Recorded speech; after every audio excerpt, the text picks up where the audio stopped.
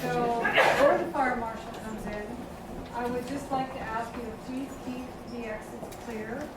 If you can move over to the side or over to that side, but try and leave this one area clear for exit.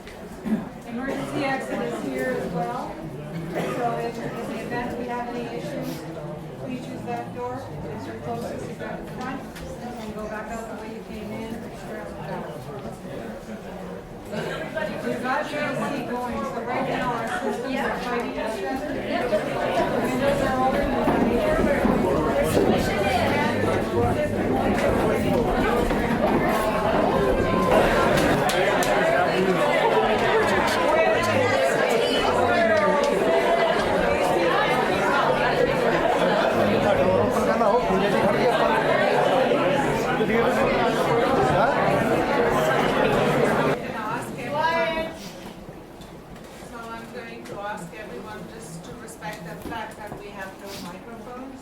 So if you want to hear, then unfortunately everyone's going to have to be quiet. So I would like to start by acknowledging that this meeting takes place on the traditional territories of Okanagan First Nations. The board recognizes and honors their ancestral attachment to this place. I would like to remind the public that this is a regular meeting of the board, and we do have a number of reports and business items on the agenda. There will be an opportunity for the public to address the board during the public forum. There's 30 minutes for the public to do so. And then at the very end of the meeting, there will be an opportunity for the public to ask questions. So those will be the two opportunities for the public to address the board. And I would like to ask everyone to please not shout out comments or questions while the board is deliberating.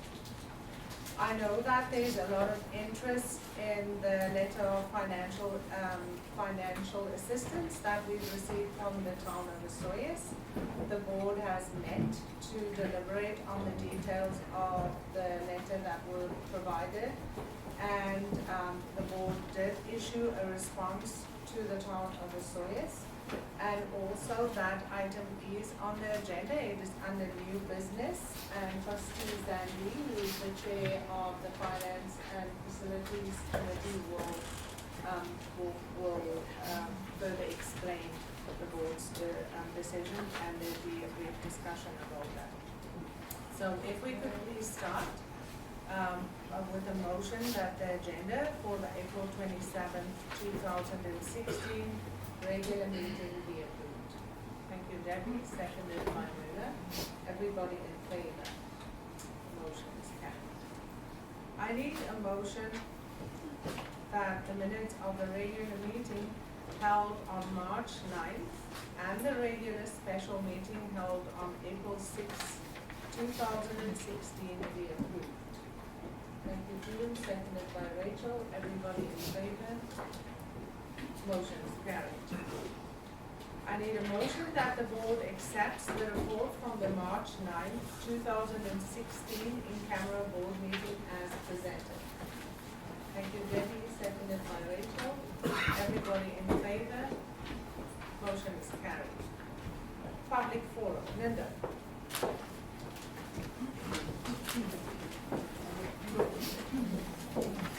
So as I stated earlier, the board has 30 minutes according to the procedural bylaw for public forum. We currently have 14 speakers scheduled to speak. That's about 2 minutes a speaker. So we would ask that you respect that time so that everyone who has asked to speak has a chance to do so. The first speaker is Amy Robinson. Trustees and staff, I thank you for letting me and my family proceed through this consultation process. Unfortunately, I guess it didn't matter as the decision was made 5 years ago, as one trustee put it to us at a council meeting. Unfortunately, we and many other families did not reside in this community. The council was not the same as it is now. We, the families in Osoyoos, are all passionate about our families and how our education is. I have been actively involved volunteering on PACT and working hard for our students. I trusted that you and the executive staff had the well-being of our students throughout this district to do the right thing and not close our schools. You told our PAC if we didn't want the school closed, there would be other cuts and deep ones that would affect our students. Unfortunately, I am still seeing those cuts and decisions that will significantly affect all the students throughout this district. At the last meeting, we were told that no good suggestions were brought forth to change this outcome. And again, because the writing was on the wall, or we should have done something years ago, we are all now trying to do something because this is a district problem, not just Osoyoos. It should have been made a district problem from the start of this council, not an Osoyoos problem. I see that you have a beautiful new school that you need to fill, but maybe if we brought in the other communities that have schools in them, we may have had an actual good suggestion. OSS has been working very hard to make the school better, and with the declining enrollment, they were ready to deliver. I understand a bigger school doesn't need to worry, but if we all did something to better our schools, we could save all the schools. I haven't seen the benefits yet, and there are a lot of things that need to be worked out before the schools amalgamate. Busing is one of them. Just because the computers say something and that we don't need many stops, you need to ride the bus yourselves to get a good idea. I hope that your decision turns out the way you have planned. I hope you all get the money you need to keep the school district up and running for future years to come. Thank you.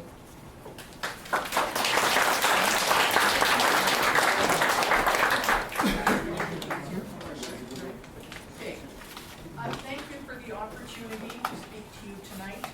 You already know that all of us on Osoyoos Council are passionate about doing anything we can to keep OSS open and provide local K-12 education in our town.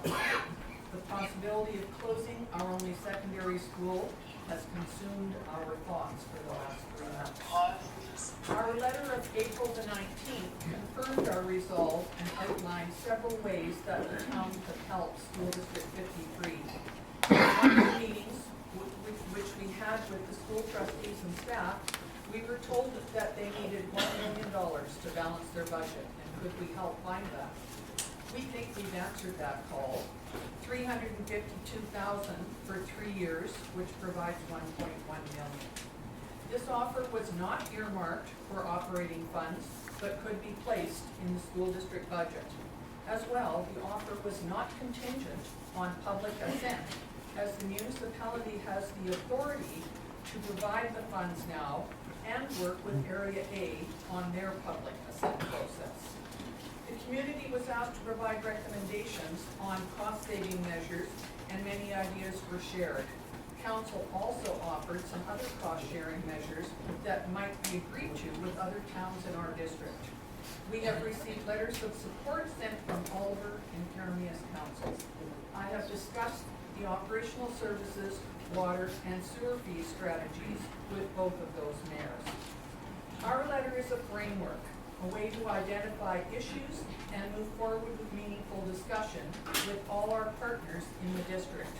We are committed to making this a priority for Osoyoos. We are asking for a 1-year delay on the decision, allowing more time to consider district plans. Residents need more time to make decisions about the future of their children's education. Our community is engaged and prepared to work with you for the betterment of all. Your projected net savings to close OSS is identified as $387,300 and is based on total busing costs of $67,400.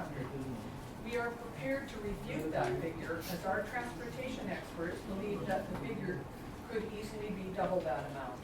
The net savings to closing OSS could possibly be $275,000, which is a small hurdle to overcome as compared to the social and economic damage that closing the school would cause to our community. The town's contribution could easily cover that. The budget meeting last night identified ways to save the needed money, and so there is no financial reason to move ahead quickly. If there is not a delay, the town has no other option but to initiate what we feel is the worst option, legal action. Legal proceedings are in draft form right now. We are prepared to stop or start this process tonight.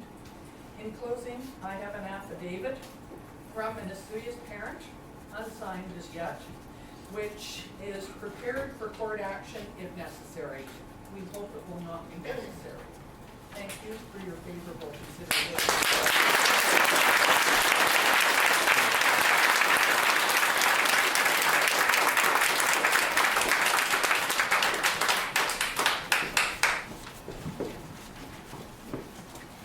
Good evening, once again.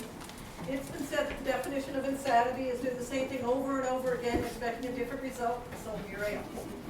There are so many things that need to be said, so little time to say them. I want so much to figure out a way to reach you, but not everything gets stuck in my head. But the first thing I want to mention to you is that 2 of the 4 of you that voted to close OSS were present as the district recently embarked on the new strategic plan, complete with the vision statement, mission statement, goals and objectives.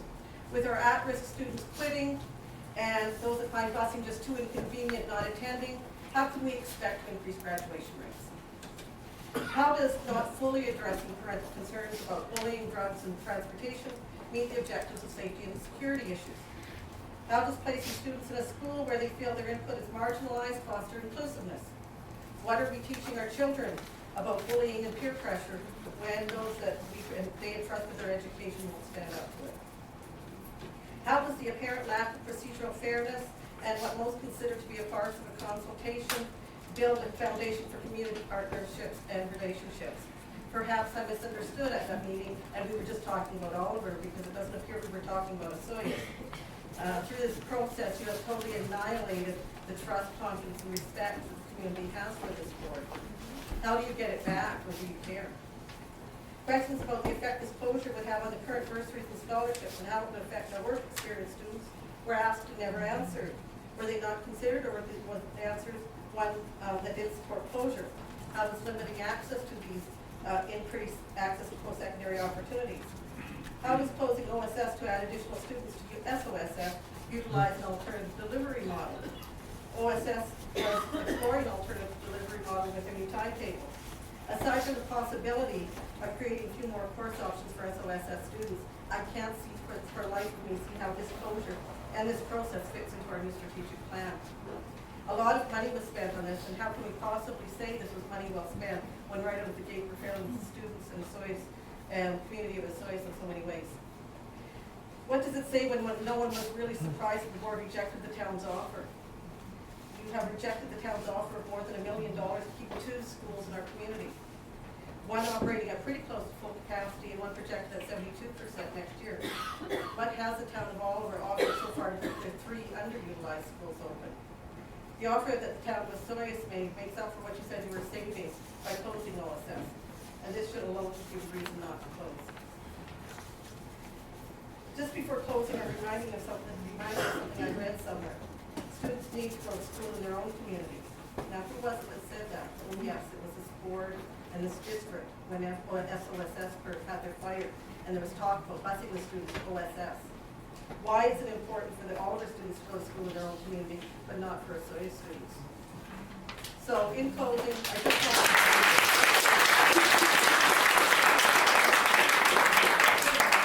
the definition of insanity is doing the same thing over and over again, expecting a different result. But to me, real insanity is knowing I can stop something very wrong from happening and not being willing to do it.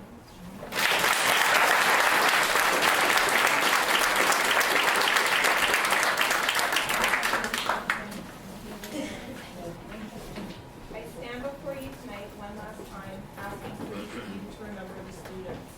Each of you have stated that you must vote thinking of every student in the district and not just Osoyoos students, that you must vote thinking of the impact this will have on the district's budget and students' education across the district. I ask you then where our students exist in this vision and vote. If you are supposed to be thinking about all of the students, then please remember our 231 students' education as well in the high school.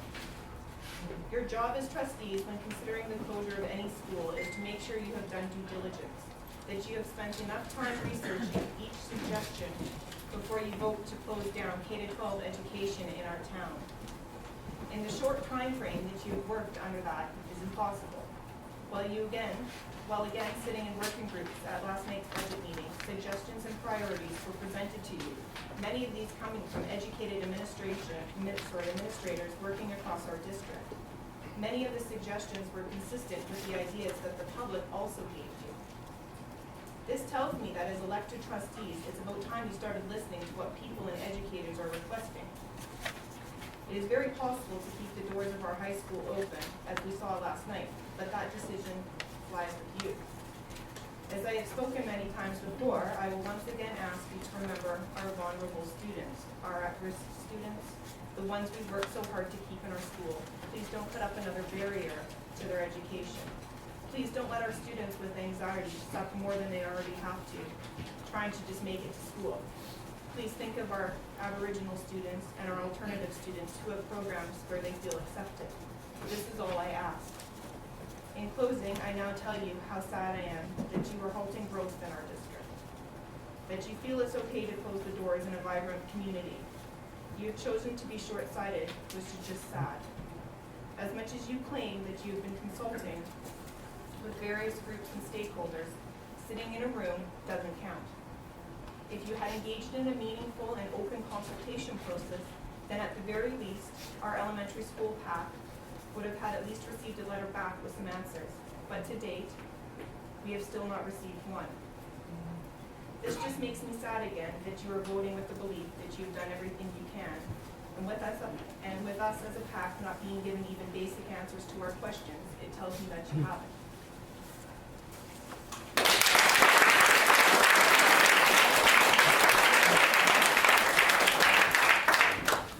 I'd just like to clear any rumors. I'm not being paid to be here. I'm an educational consultant who has been in the shoes of Bev, and I clearly understand the dilemma of this board. I certainly have been written reports across Canada myself when I see declining enrollment in districts, most often recommending the closures of schools. But in fact, I have also worked in a rural district in BC that is a resort town. They were going to close their only high school. I worked with them 8 years ago. We came up with strategies. They suffer the same circumstances as you do, and that school is still open 8 years later.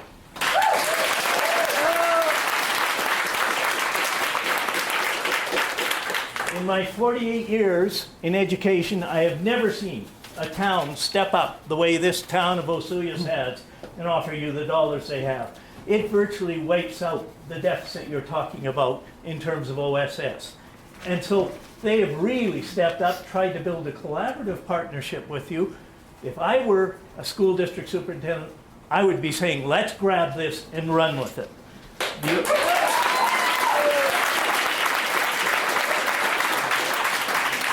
The alternative is a private school taking your kids, taking your money, and putting you in further deficit.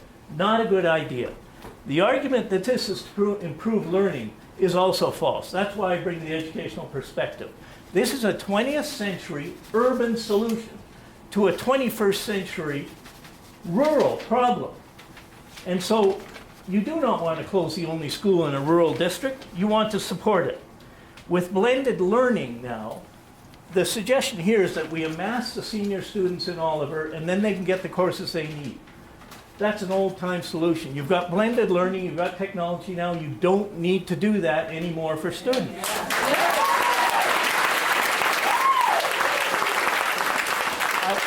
I looked at OSS. The work they've done on that timetable is the best work, as good as any work, as I've seen across Canada. And that timetable will benefit the kids' learning. This move is liable to lose kids from their learning. I see Rob Fleming sitting here. If this is just a way to fill South Okanagan Secondary School, then my suggestion is reconfiguration. You can ask Rob. He was in the school district I was superintendent of. He was in the grade that I reconfigured and moved into the high school. And in fact, it seems to have worked pretty well, hasn't it?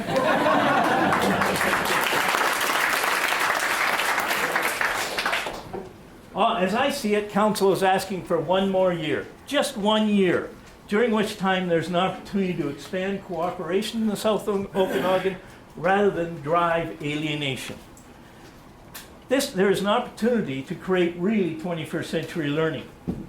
I would guarantee, please understand the word is guarantee, I would guarantee, given that year of reprieve, that we could offer you solutions that would in fact solve your structural deficit, which this does not. It would also improve the learning outcomes of your students, and it would take care of Osoyoos' needs.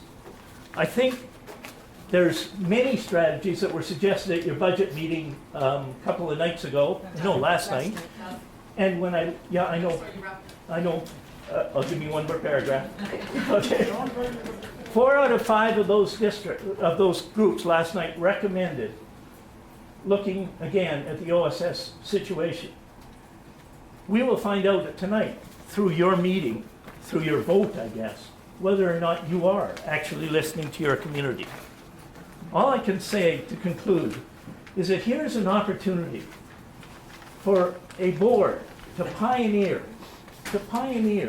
a new way to work cooperatively with a town in order to build a better funding and a better governance model in this province, which it so much needs. You could be the forefront.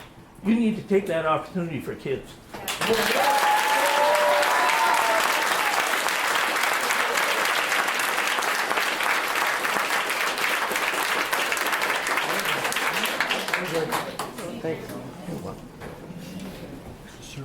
Thank you very much for this opportunity tonight.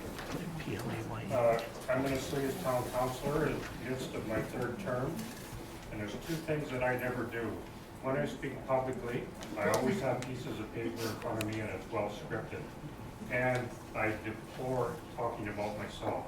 But tonight, I'm going to talk to you from my heart and what I really feel about this whole situation.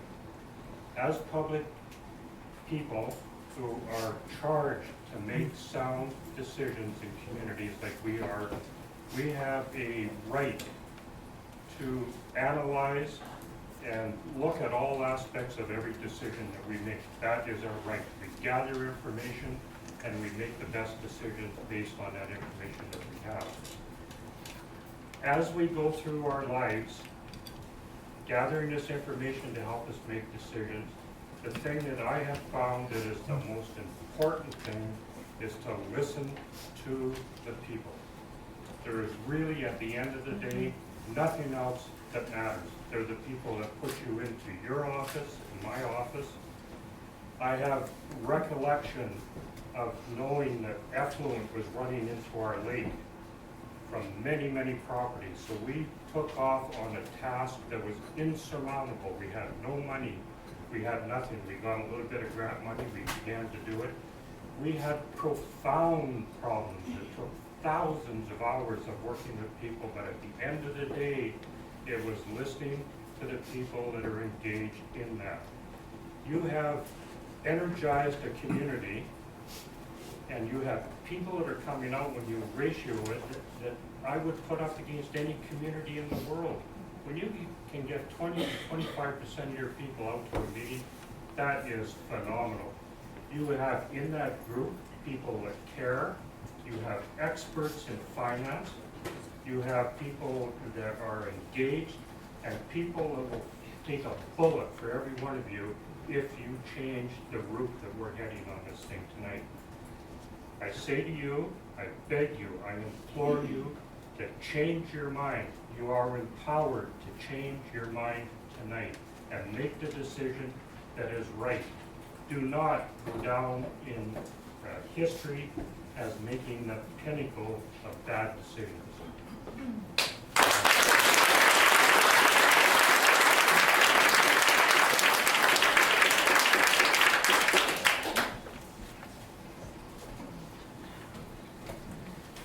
I didn't prepare anything tonight because I'm all done saying words. I just want to say thank you to the trustees. This has been, and to the board, it's been a very hard road that we've traveled. Unfortunately, I think we could have traveled closer together. I think as the town has said, other PACs have said, we want to help, we're here to help, we're here to work with you. There's been Oliver parents and Osoyoos parents stopping. I've done everything in my power to stop that. It's not Osoyoos against Oliver. We just want to work together as an entire district for our kids. It's our kids that matter. At the end of the day, our kids deserve to go to school in their own community. There's 2 parent trustees here that still have kids in the school. You do not want your children on a bus. You do not want your children out of your community. And we ask all the trustees to please, please consider the money that's put before you. At the budget meeting last night, all the tables came up with similar ideas.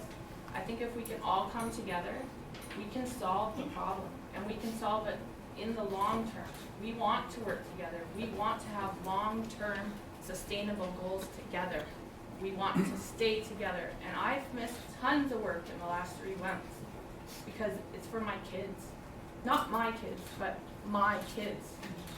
And I implore you, please, please,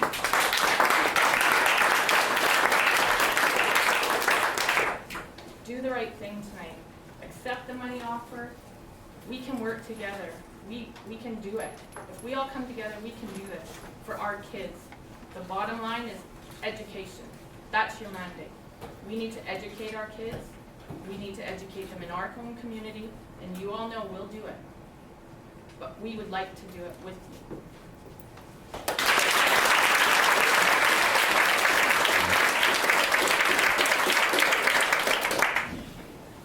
You have 7 speakers left, about 10 minutes. Analyze them.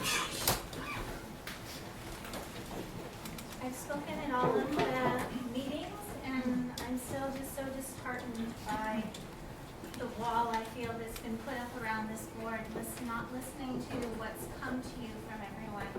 It's so frustrating to hear about how procedure and constraints and the system you are working in is not allowing you to do what you need to do.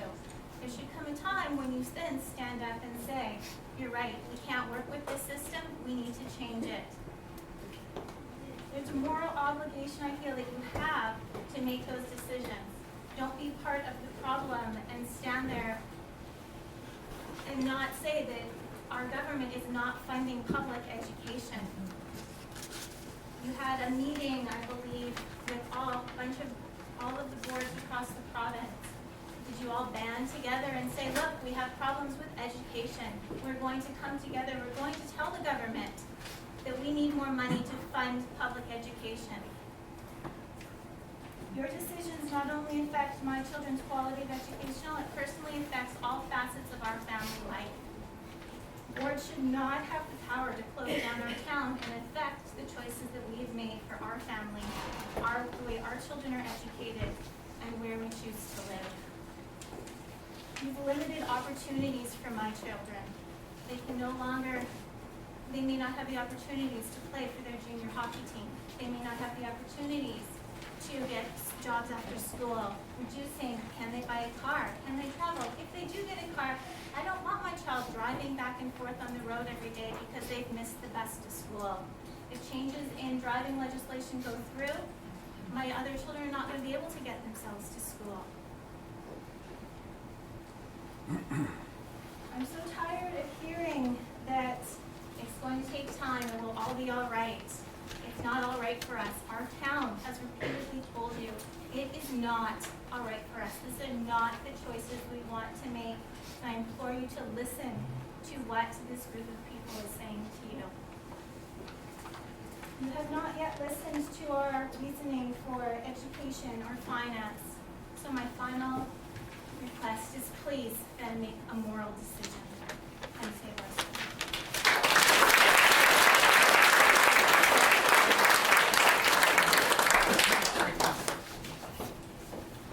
Hi, I'm Carol, counselor for the town of Osoyoos, and I'm speaking to number 2C on the agenda, which is the budget. And it's been brought to my attention last night, the drop-down slides that, we were all privy to, that there's $901,000 of savings that could be implemented. And we all understand here that the implementation probably would take a little bit longer than 3 months. But I've also heard that the $901,000 of planned surplus, if you were to implement, is going to provide the French immersion school in Olive. And I'm just wondering, you know, who is here to support the French immersion school developing, as well as moving the hockey academy to the Tuckinwood School? There are a couple of things that really come out as overspending. I mean, why are we here talking about $901,000 of surplus? We worked so hard to develop that, to save the Osoyoos school. And we have offered another $400,000, which gives you a surplus for the year's operation. So there's an unwritten agenda here that is not becoming public, that I think is just deplorable. And I just, as I said last night, this isn't about Osoyoos. This isn't about the bus ride. This is about improving the education in School District 53. And we have gone over and above to provide you with the money, so you don't have to make the decision to close that school. We will broaden that school. Give us 1 year, and you will see the changes. And I think as responsible people in the community, you have to look at this. Because probably I'm speaking over my head, but I'm of an age where I look around and there's 3 people on the board that I think are my age. We won't even be here in 10 years. So, you know, we are making decisions for crying out loud. I just think that it's really important.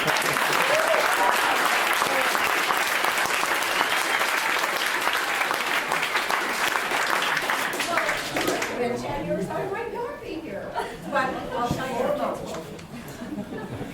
My name is Rob Fleming, and I'm an MLA from Victoria, and I'm the Opposition Education spokesperson. And I want to begin just by acknowledging you, Madam Chair, and your trustees, and the position that trustees like yourselves and 60 other school districts are facing right now. We all know why we're here, and why people like yourselves are in halls like this around British Columbia right now. It is because we have an underfunding crisis related to public education in the province of British Columbia. That's why we're here. We've gone from the second best funded province in Canada to the second worst. And that's over the last 15 years. This budget year, it's even worse. $54 million cuts for all the school districts in this budget. There's a $230 million tax cut to the top 2%. That's the priorities of this government. $26 million shoved onto you just for a broadband service that I think is part of 21st century education in this day and age. On and on it goes. $190 million of downloading since 2013 to school districts. So that's the big picture in British Columbia. That shows you why government's priorities are all wrong and why we're even talking about things like this tonight.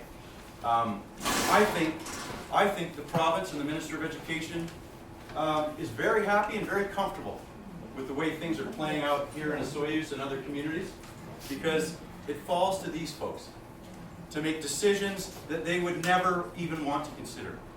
And they have to do this in other communities as well.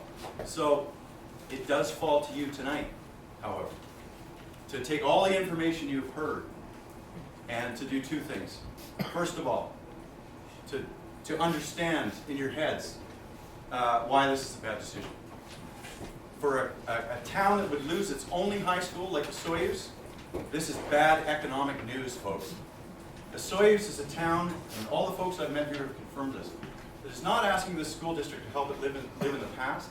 This is a community that wants to embrace the future. And you can't do that without having a continuum of education from K to 12. You can't do it. You want to attract businesses, you want to attract the mobility of skills and talent to this community, you got to have K to 12 education. That's why this board needs to support the town of Osoyoos. Secondly, in your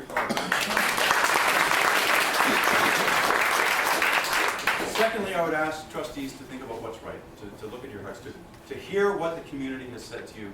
And I know you've had to consider volumes of material in order to arrive at a decision tonight. I don't know what more a community could have done. Osoyoos has got to be the textbook and the template for how a community comes together, unites, and tries to...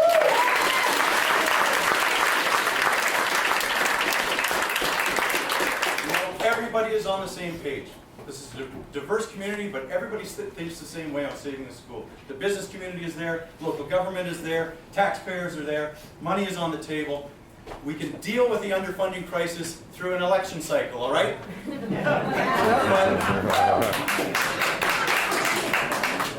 But that comes next year. We've got to talk about today, and I hope that the trustees here will reflect upon everything they've heard, and they will do three things tonight.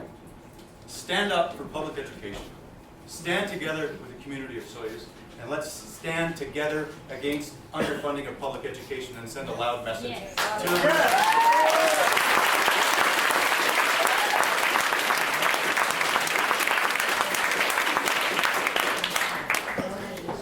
That is the 30 minutes. We can have one more speaker. Next on the list is Michelle. My name is Michelle Mary, and I would like just 4 of you to change your vote. The school board of trustees heard from the Osoyoos parents. I'm talking to you guys, but I really want this, because there's going to be a quiz after what I said, to see if you're really listening. But we've heard from the Osoyoos parents, the students, community members, and we all want the Osoyoos Secondary School to stay open. We want to educate our kids in the community. Rachel, you can understand that, right? Budget issues have been discussed as a reason for closing, and we've come up with many cost-saving ideas. They've all been presented, and they're good ones. The town of Osoyoos has offered financial help as well as other assistance. That even ensures more that we can take care of this. Quality of education was brought up by the school board, another reason to close down the school. And the trustees, you know that OSF students excel in their studies, and there's quality education at Osoyoos Secondary. So the school board has decided to decline the town of Osoyoos offer based on potential inequity. And the aim of the School Act is to provide equal access to educational programs for all students. So I think the Board of Education is actually going against the School Act by intending to close the school. Because closing Osoyoos Secondary does not provide equal access to educational programs for Osoyoos students. That's over 200. But keeping Osoyoos Secondary open should be a unanimous yes from all of you.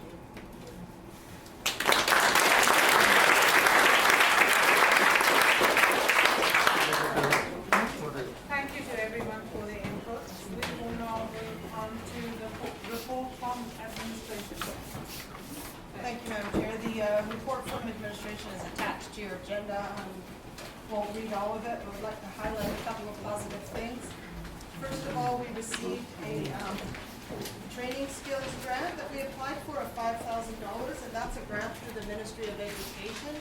What that does is support students in our ACIT and secondary school apprenticeship programs that are having to take their trades programs outside of our town or district where there are post-secondary institutions.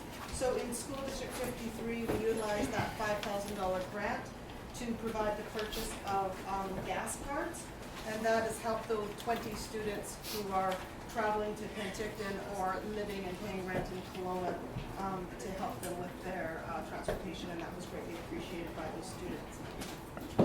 We also applied and received a skills training support fund grant of $25,000. That was also a grant through the Ministry of Education. And that grant is aimed at shoulder tapping, so maybe creating partnerships with other post-secondary or institutions that could help us offer those trades programs within our district. So I've been meeting with Rod Kidd, our education coordinator. We're looking at establishing a partnership with Camosun College to offer professional cook level 1. We're aiming for February of 2017 and hoping to offer that right in our district. And his grant will help set up that partnership. Got a little bit more work to do, but that's exciting that we received that grant to start that. If successful, we hope that'll be a model for future programs that we can offer right in our district and take that one challenge for students who can't get out of the district, take that away. I would like to add that these two grants are separate from the ITA grant that we also received of $20,000. That $20,000 grant from ITA we received to support our secondary students in trades. That supports the coordinator time that Rock Kit has. It also supports the coordinator time that Boyd Turnbull has, as well as planning. So that's very successful that we're receiving these grants to support our students in trades. I would like to mention that a field trip was approved on Ocean Science Symposium. 5 students from OSS will be traveling tomorrow, I believe, until May 1st. Grades 10 and 11 will be traveling into Victoria to participate in the 2-day Ocean Science Symposium hosted by the University of Victoria. Kindergarten administration updates are part of the administration report. Our total so far is 143. Again, we encourage parents to register their children at their local school if they haven't already done so, because that helps with schools planning their class configurations. So that's all I'd like to highlight in initiatives, but I will ask Ms. Minaveri to comment on the operations items. One item for information, the Ministry of Education does audit school districts in various areas, regular enrollment, Aboriginal education, distributed learning, or distance learning, and also special education. This spring, the district did go through a special education enrollment audit. An audit team from the ministry came in, audited 126 files, identified one change or one recommendation. They moved one student between categories, and there were no other changes and no change to the special education funding allocated to the district. And so we would like to recognize the work of the student services team as well as the work that's done by school staff.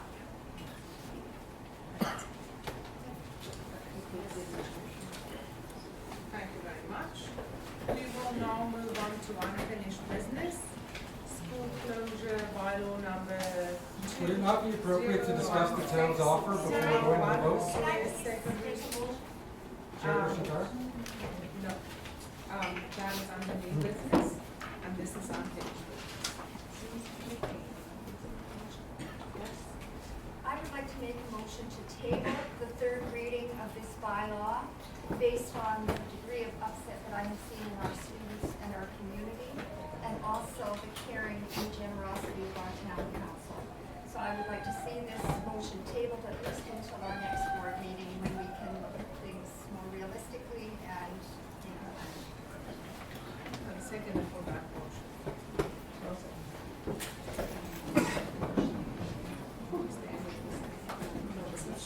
Everybody in favor of that motion? Up, guys. Come on. Come on, guys. Okay, so we will now move on to the recommendation that bylaw number 201601, Osoyoos Secondary School be read a 3rd time, passed and adopted the 27th day of April 2016. Can I have a mover on that? Rachel, seconded by Rob. Is there any discussion on that motion? Linda. When we first considered the closing of Osoyoos Secondary, my immediate thought was that it was just a short bus ride, one of the shortest in the province, and certainly in our district. However, our responsibility during a school closure consultation is to listen to all sides with an open mind.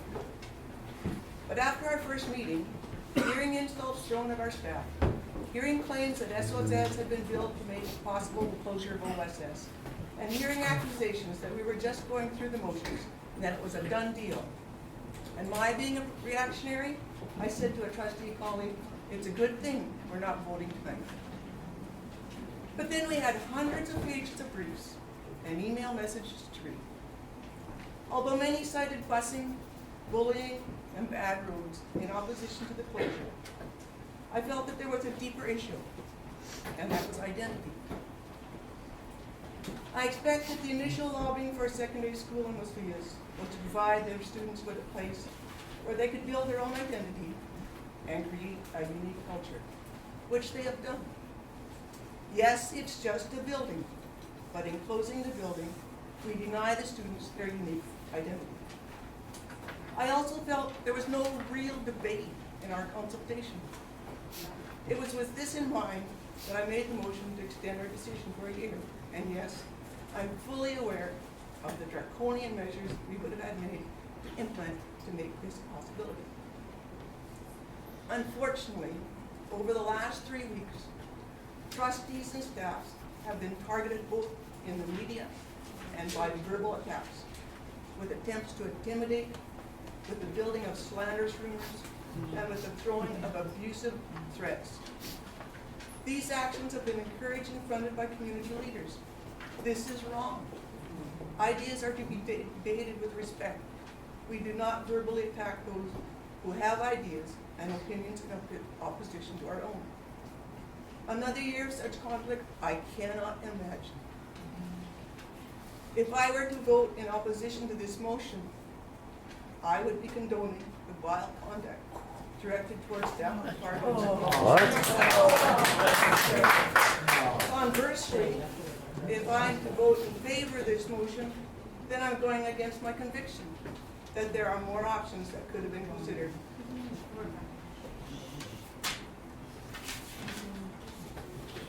Thank you, Madam Chair.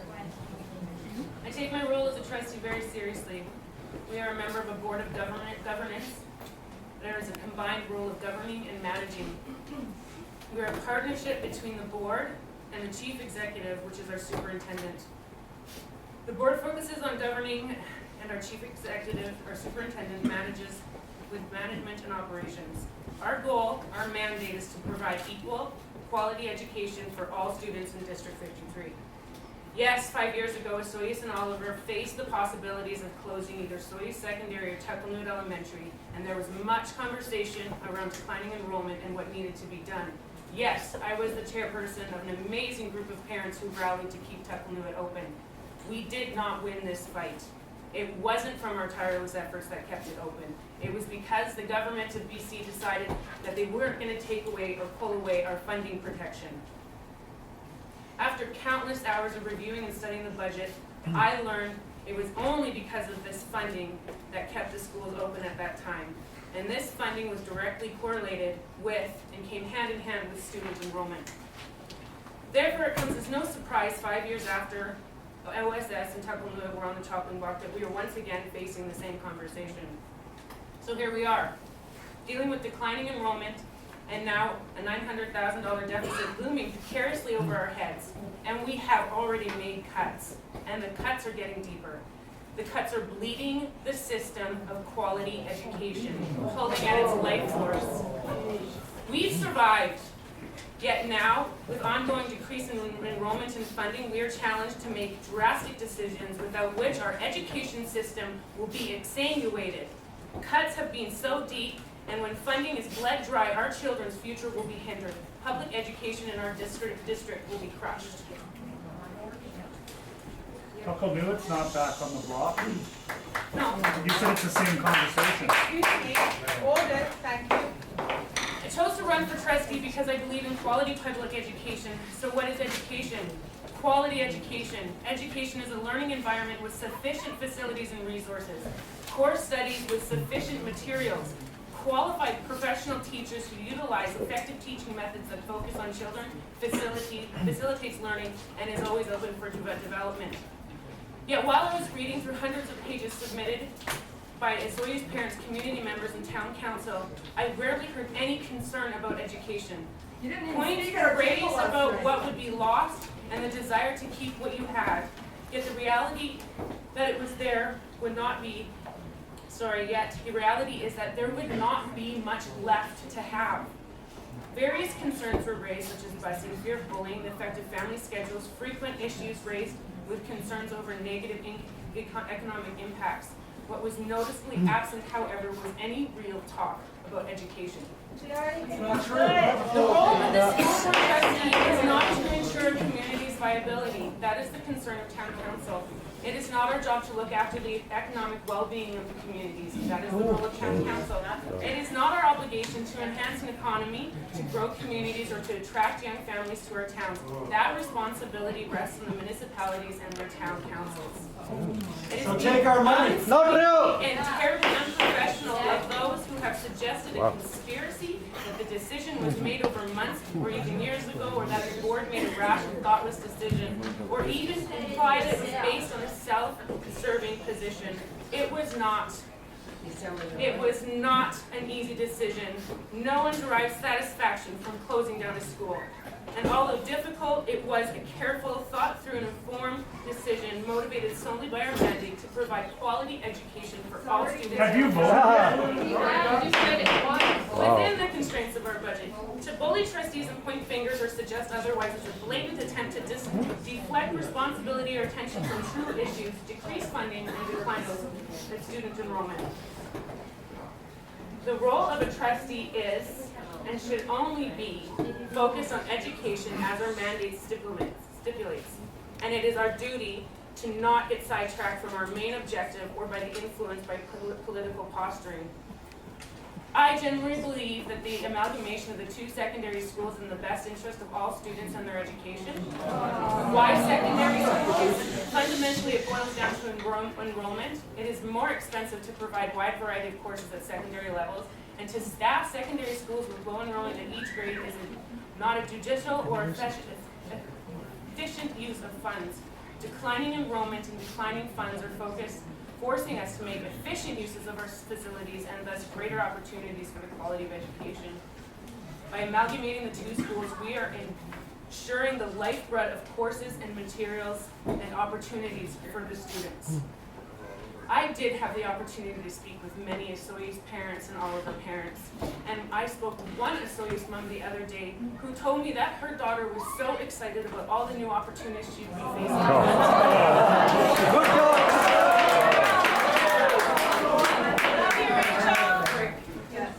Change is difficult. It is even more difficult when people focus on what they have to give up, rather than focusing on what they can gain. Yes, we are giving up something because of financial limitations, but I believe it is more useful as to choose to look at this gain much more, as in gaining much more for our students and for their education. For our town.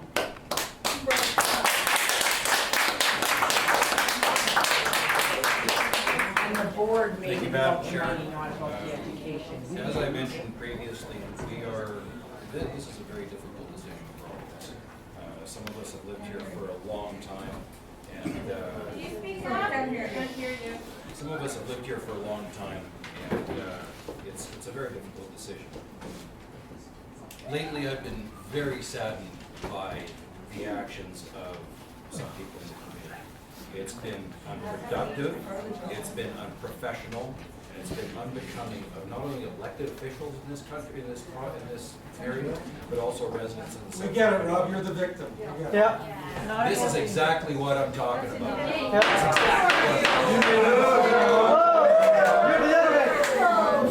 As we know, we're bound by legislation. You made yourself clear a long time ago what your decision was going to be here, Rob. Thank you.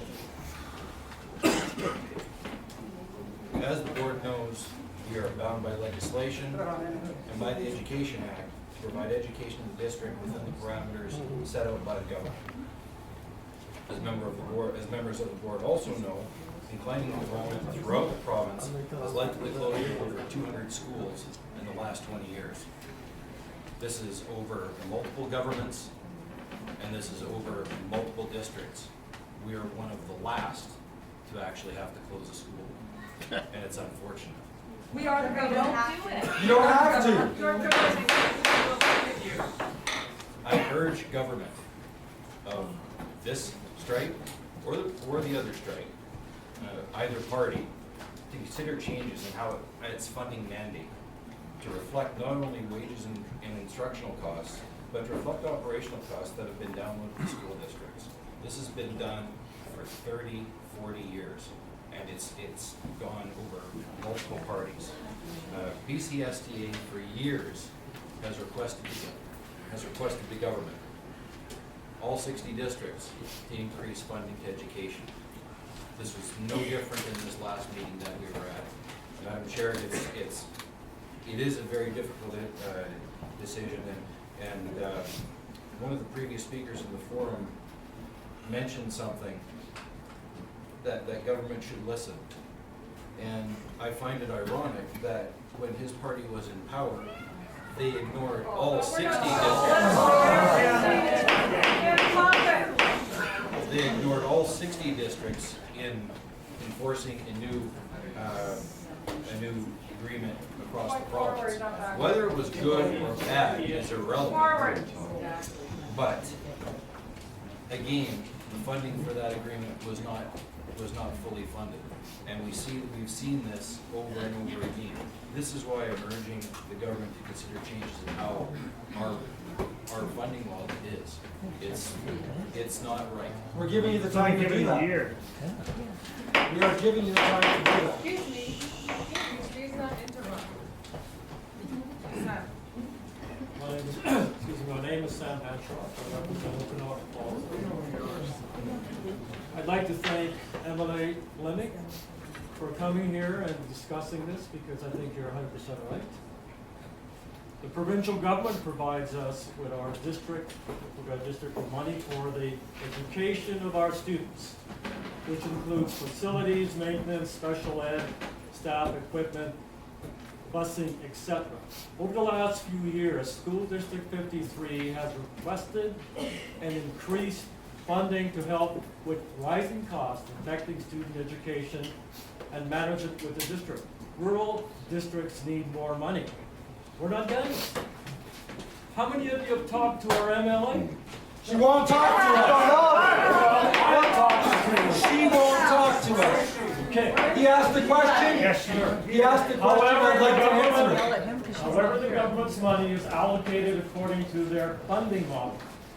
So I hope, Robert Fleming, if you get in there, maybe you change the model. Based on student enrollment, I understand that, which has been steadily decreasing throughout our district, thus creating difficult financial situations. The government's expectation is that the board must balance the budget every year while putting forward the best education option for all our students and while maintaining our facilities, equipment, etc. We just don't seem to have the money for our facilities all the time. Stand up and step down. How is this even worth it? In the last 4 years, we have struggled to make our budget balanced. With due diligence, our administration, secretary, treasurer, superintendent have done admirable jobs in cutting costs wherever possible to maintain a balanced budget. We're trying to do our best. Thank you. Take our money. What happens to the 900 you showed us last night? I really have nothing else to say that my fellow trustees have not already said. One thing that I would like to make clear is we do genuinely all really care about kids, and that's why. You have money here. As you're sitting here crying, just thinking. The other thing that I have to say is, I want to just speak on behalf of, or for Marisa Tarr. She's our chairperson. She's taken a lot of abuse. She's had a lot of nasty things said to her on Facebook and emails and everything.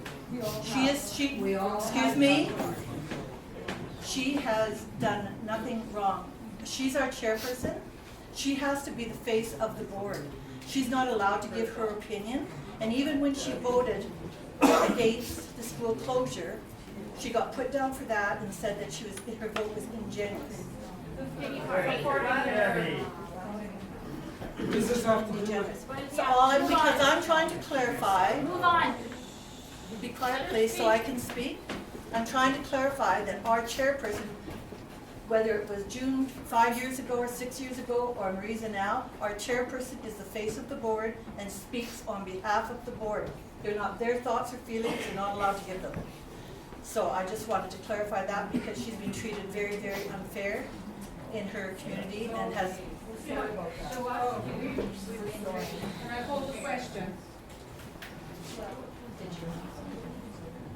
Everybody's in favor of the motion. We can't see the.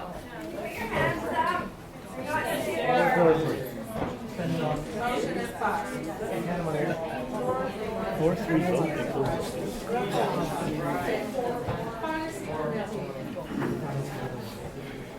Trustee Harrington will speak to the board. Was it 4-3 or 5-4?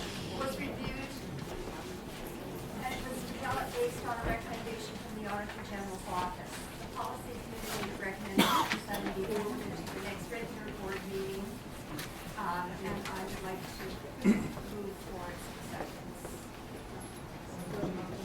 Yes, I'm making a motion. Okay, do I have a seconder? That policy number 2D7 will be given notice of motion. Do I have a seconder?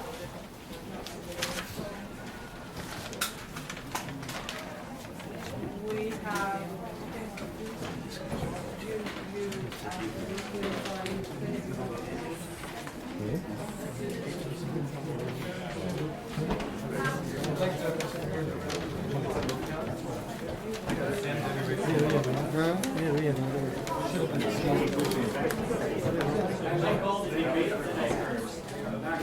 quiet, please. Discuss the budget from last night. We had questions that we were supposed to discuss tonight. Quiet, You told us to wait. please. I want to know if it's out. Quiet, Okay, please. Okay. Okay. The workplace violence prevention program policy committee reviewed the revisions were not made to this policy. And I am making another motion to accept this violence prevention program policy as written. Be good, give a notice of motion. Yes, to accept that.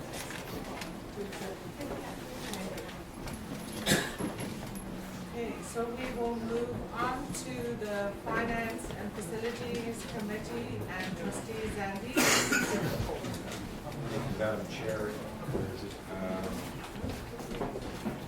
First item on the agenda is the 2016-17 annual facility grant. I'm going to defer to Secretary Treasurer Barrett to inform the board as to what it is before we move the motions on the Districts receive funding to support projects at schools through the annual facilities grant, and a portion comes through your operating fund and a portion through the capital budget. The bylaw that is attached to your agenda is for the receipt of $476,701 for the capital portion of the annual facility grant. These dollars will go to support projects at schools, including mechanical upgrades, flooring, and painting. A variety of schools are this. Okay. Thank you. I recommend that the 2016-17 AFG bylaw be given all three readings passed and adopted at this meeting. Do I have a second? Debbie, everybody in favor? Then we will move on, and that the 2016-17 annual facility grant bylaw will be read for the first time the 27th day of April 2016. Thank you, Sam. Seconded by everybody in favor? Motion is carried. We need a motion that the 2016-17 annual facility grant bylaw be read a second time, the 27th day of April 2016.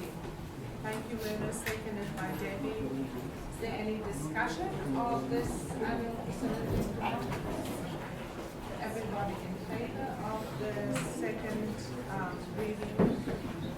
And then we need a motion that the 2016-2017 annual facility grant bylaw be read a third time, passed and adopted the 27th day of April 2016. Thank you, Bob, seconded by Jude.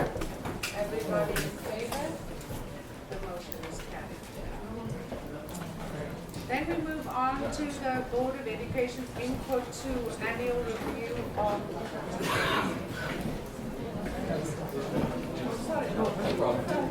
Thank you, Madam Chair. The second item is the Board of Education input to the annual review of the MOU between BC School,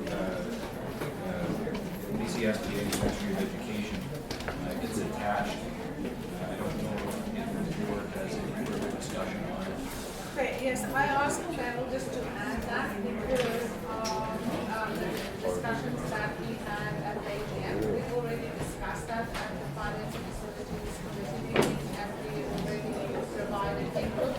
But I just wanted to know if any of you had any further input into the MOU after the discussions we had at the AGM. Are you guys fine with it? Okay, then I will submit it, it has to be submitted by May 5th. So I will submit it online.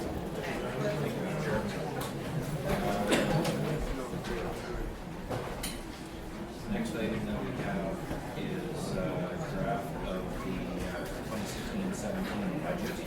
And I believe that following our meeting last night, we discussed aligning calendars, transportation support staff hours, networks.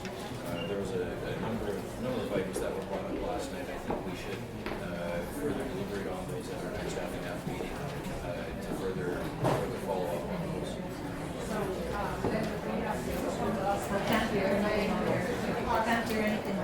Sorry, Debbie. We have notes from our budget meeting last night from all the input that we received. So we are feeling that we should be taking that forward to the FNF committee meeting on the 11th of May, and then we'll discuss that, the input we received, and then move forward on the budget. March 2016 enrollment report that was already Linda. So the enrollment report is attached to your agenda. Each month the board receives an enrollment report comparing the current enrollment to the enrollment that was reported as a snapshot date, which this year was October 2nd. So as of October 2nd, the board reported 2,222 students, and as of March 13th, that number is 2,295. That comes from an increase at elementary of 9 FTE, a decrease at secondary of 21.625, and an increase at New Learn program of 85.25. So overall, an increase from October 2nd of 72. There, you can see the two columns. One is FTE and one is headcount. So students may take up to 10 courses and generate more than 1 FTE. So you do see sometimes, particularly at the secondary level, that although the head count may be similar to what it was in October, it's just that the students have completed a majority of the courses and no longer report at the higher amount. Thank you, Linda. And thus concludes the FNF meeting. Thank you, Trustee Sandy. We will move on to the Education Committee report. Trustee Hatcher will speak to this. Thank you, Madam Chair. Number one, Tuckerville Elementary School Canada Skills. The letter did not outline a tangible offer, specific details as how the money will be provided. Money is raised through taxation with the provincial government to be dispersed equally across the province. This is a policy that undermines the funding system of public education and the board. As an elected entity to support public education, as a board, we're morally opposed to being part of or setting a precedent for a two-tiered education system within the province where schools or programs can be determined based on the affluence of a demographic or neighborhood. This is not an avenue which this district wishes to pursue, and is not the intent of the School Act, which dictates that publicly raised funds are not to be used for operating schools or for covering deficits. When municipalities become hardwired into the district's budgetary system, pre-governing elected bodies, problems are readily apparent. And finally, as we discussed, for the board to rescind its school closure motion, which has been passed, on the faith that many missing and unanswered details will prove satisfactory. Hi, I'm Kevin Proteau with Locals Supporting Locals, and we're here in on Gyro Park here in beautiful Osoyoos. This is the day after the final hearing at the Osoyoos School District, and there was supposed to be a rally here. The group was the citizens, the concerned citizens, were looking to actually block the highway here because they were very upset with the way the third hearing went. And it became very evident towards the end of the meeting how the decision was already made. Sadly, with Locals Supporting Locals, we were there to record the event. Rookie mistake here, we didn't have a backup battery. The meeting was long, and so we weren't able to get that on video here, but there was about 120 people at that meeting last night, so I mean, affidavits could be signed in that regards here. But it was almost like they were just following the motion. So with the school board, and so you felt the emotion with the citizens that were there, and you know, so it was a very last minute thing to rally and show their concerns by having this rally here. But under the advice of the lawyers, what we're hearing here, nothing's confirmed on this. We haven't spoken to the group here, but it was best not to do that. Yeah, I mean, people really need to follow the steps of the Osoyoos group here. Save Our Schools, osoyoosstrong.com or .ca. Because I mean, it shows how a community came together here to fight what's going on here, which is essentially corporatization here.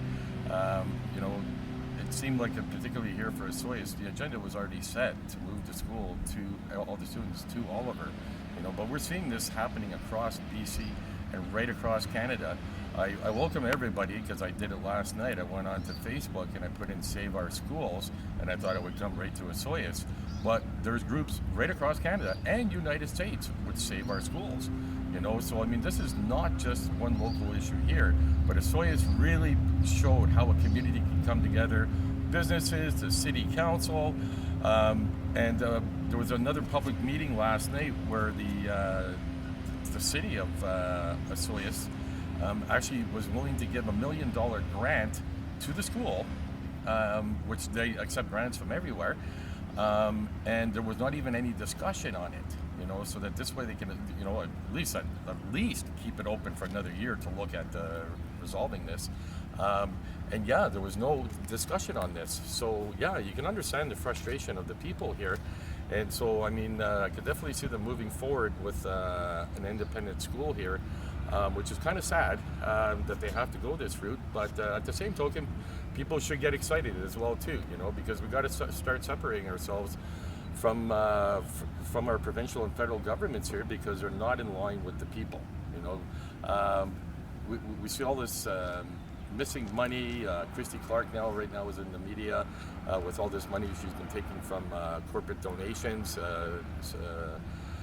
compensating her salary, which was already $200,000. So the corruption is there. So in order to stop this, we got to start supporting local. Hence the start of local supporting locals was because of this reason.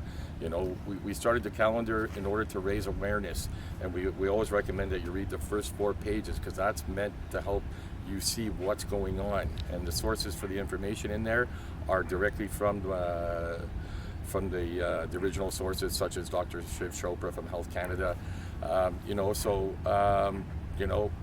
We have to start separating ourselves from the system.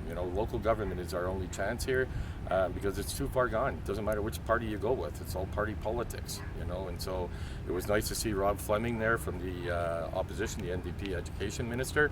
He came all the way up from Victoria to support Osoyoos. A little shameful with the plug on voting for the NDP. That wasn't, should have kept that part out of it there, but just should have been there for the support. But still, at least he made the effort to come out there, and the mayor was there, city councilors were there, which was nice to see. Osoyoos is, again, the whole town has come together on business, council, you name it. And so the people can learn from this, and so we're proud to be reporting on this, and anything we can do to help the group, you can reach us. Supportinglocals.ca.com. Go to our website. Our email is on there. And anything we can do to help, we're here to help. So visit our website, look at the video, LSL videos. We've been reporting on what's happening in Penticton with School District 50. This is for 53 and for 67 here. So we're trying to get out there as much as we can. We're trying to pump it out as fast as we can. We are not global. We're not national media here. We're just concerned citizens trying to get the information out to you guys. So yeah, keep up the good fight here. I mean, at the same token, to get this independent school going here, this is something you can be very proud of as you grow up and as your kids leave the school. Even when you're retired, you can take a look and say, hey, I was part of that. So thank you.